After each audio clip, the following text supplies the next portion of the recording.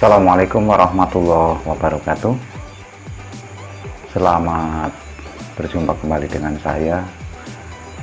Pada kesempatan kali ini saya akan menyampaikan satu permasalahan terkait dengan benda-benda peninggalan, yaitu keris ya.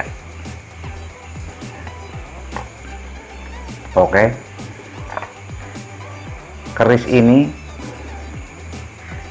bisa berakibat syirik atau tidak? Jawabannya adalah bisa iya dan juga bisa tidak.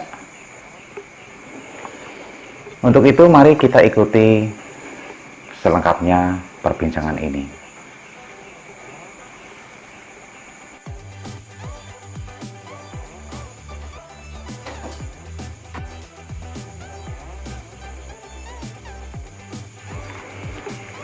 Sebelum saya menyampaikan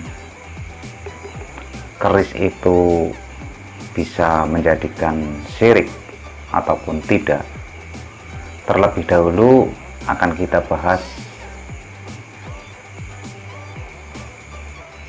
awal mula terbentuknya suatu keris itu. Jadi keris itu terbentuk itu tergantung siapa yang membuat keris ini. Jadi saya menggambarkan ada 3 karakter yang mampu membentuk sebuah keris. Karakter yang pertama adalah orang biasa. Yang dimaksud orang biasa di sini adalah orang yang hanya bisa membuat sebilah keris tata lahir saja, artinya bisa membuat secara fisik. Nah, keris yang terbentuk ataupun dibuat oleh seseorang yang hanya bisa membuat lahiriah saja, maka nantinya akan menjadi sebuah keris biasa-biasa saja. Artinya tidak mempunyai keistimewaan apapun, itu hanya sebuah seni. Nah, boleh dikata tingkat spiritual dari hasil karya itu tidak ada sama sekali dan tidak jauh beda, hanya sebuah pisau dapur yang dihasilkan. Itu karakter pertama, yaitu sebuah keris yang dibuat oleh orang biasa yang hanya bisa membuat keris secara lahir.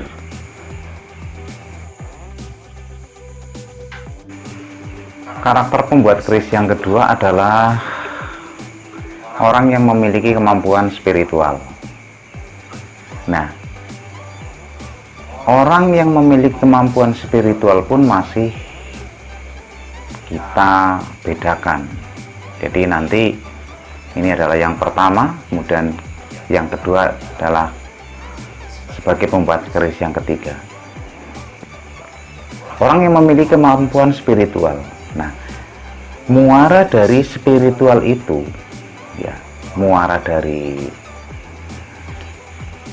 spiritual olah batin orang tersebut, si pembuat keris tersebut, itu muaranya kemana? Karena kalau kita kembalikan bahwa di dunia ini selalu berpasangan, ada malam, ada siang, ada baik dan juga ada tidak baik ataupun jelek ataupun jahat. Nah, kita berbicara tentang baik dan tidak baik, tentunya kalau Allah sudah menggariskan bahwa ilmunya Allah terbelah menjadi 2.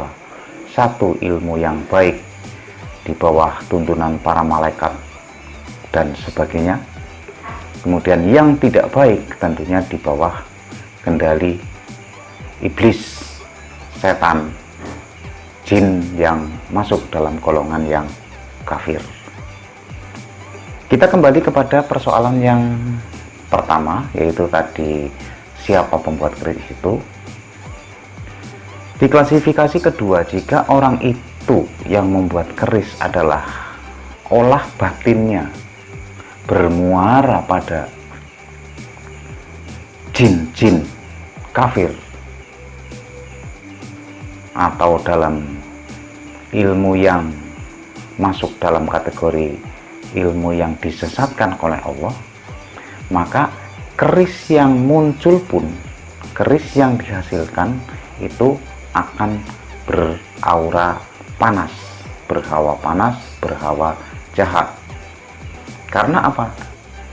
Karena olah spiritual yang dilakukan oleh si empu pembuat keris itu akan memasukkan jin-jin kafir dalam keris itu. Ya, itu adalah karakter yang kedua.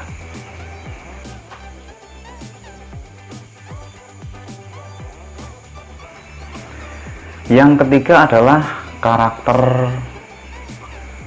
pembuat keris yang spiritualnya bermuara pada Allah Subhanahu wa Ta'ala melalui ilmu jalur yang dibenarkan oleh Allah. Nah, karena orang ini, si pembuat keris ini, dalam mengolah batin, mengolah spiritualnya itu dikembalikan kepada Allah, maka di saat membuat sebilah keris, maka keris itu pun akan menghasilkan keris yang bagus, keris yang mempunyai sifat damai, sifat menenangkan, dan sifat memenangkan. Kenapa? Karena insya Allah keris-keris yang dibuat oleh orang seperti itu adalah akan diturunkan khodamnya Allah. Atas izin dan ridho Allah, khodam Allah akan masuk pada keris itu.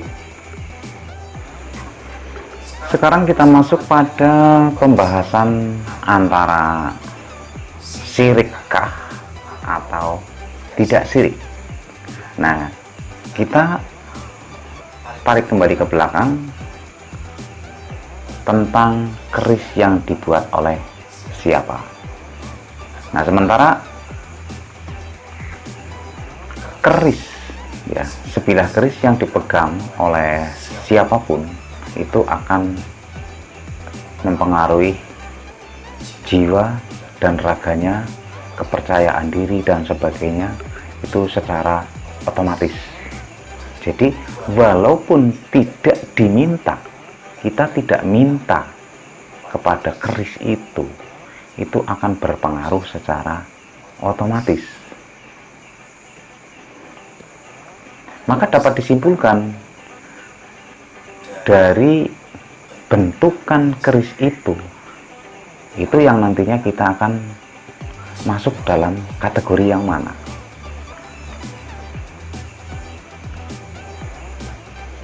Dari keris yang dibuat oleh orang yang pertama, yaitu anggaplah sebuah pisau dapur, itu tidak memiliki kemampuan apa-apa. Namun kalau kita dengan penuh kepercayaan bahwa pisau dapur itu memiliki kekuatan, maka bisa saja pisau dapur itu dimasuki oleh iblis, oleh jin yang mampu menjebak, sehingga kita terjebak dalam lembah syirik selama kita menggunakan pisau dapur itu. Kemudian yang kedua, jelas sebilah keris yang diciptakan oleh orang yang spiritualnya bermuara pada iblis, setan, ataupun jin-jin kafir. Berarti keris yang dihasilkan adalah mengandung unsur-unsur itu, dan yang menggunakan, yang memegang, yang memakai berarti terpengaruh langsung oleh unsur-unsur iblis, setan, ataupun jin kafir. Nah, disinilah jelas bahwa itu sudah masuk dalam kategori syirik, karena kita sebagai manusia sudah dibantu langsung oleh kekuatan-kekuatan yang tidak diridhoi oleh Allah Subhanahu wa Ta'ala. Kemudian yang ketiga, inilah yang perlu kita cermati. Yang ketiga adalah keris-keris yang diciptakan oleh ahli spiritual yang muara ilmunya kepada Allah Subhanahu wa Ta'ala, sehingga hasil ciptaannya adalah sebuah keris dengan khotam yang baik. Maka siapapun yang memegang, menggunakan keris itu akan terpengaruh langsung oleh khotam itu.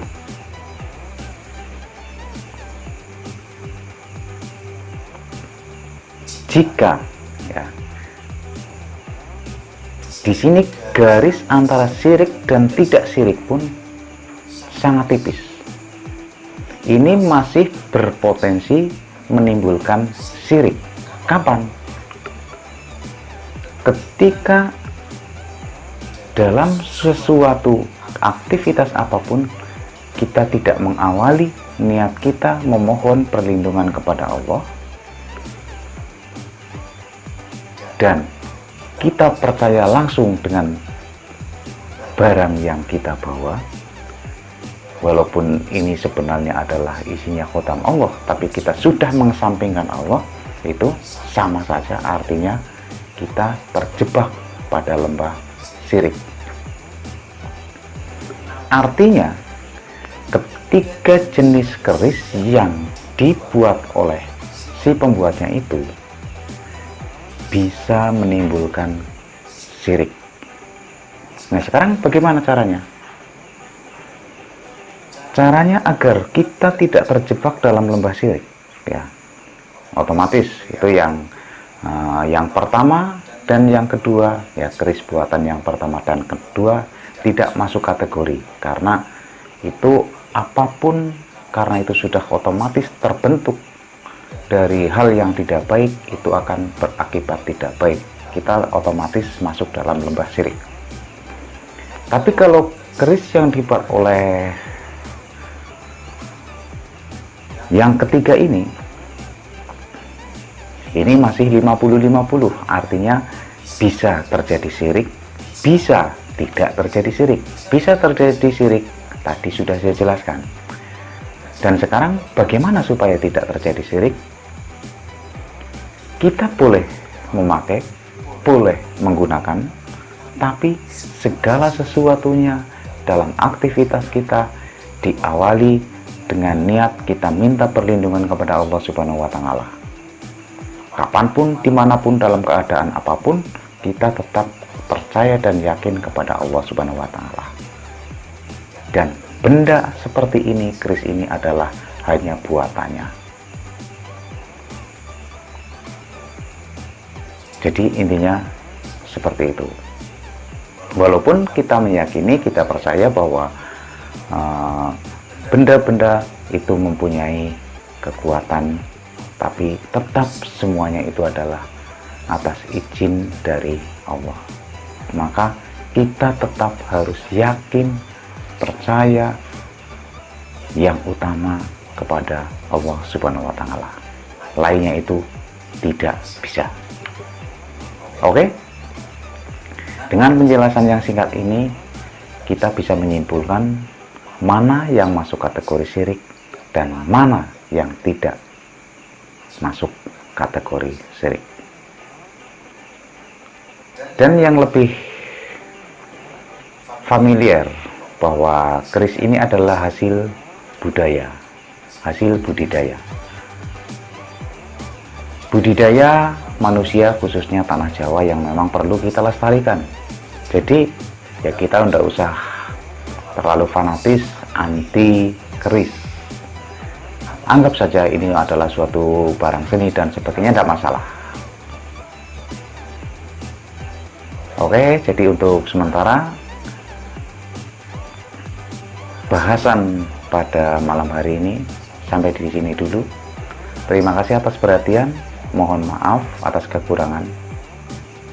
Billahi taufiq wal hidayah. Assalamualaikum warahmatullahi wabarakatuh.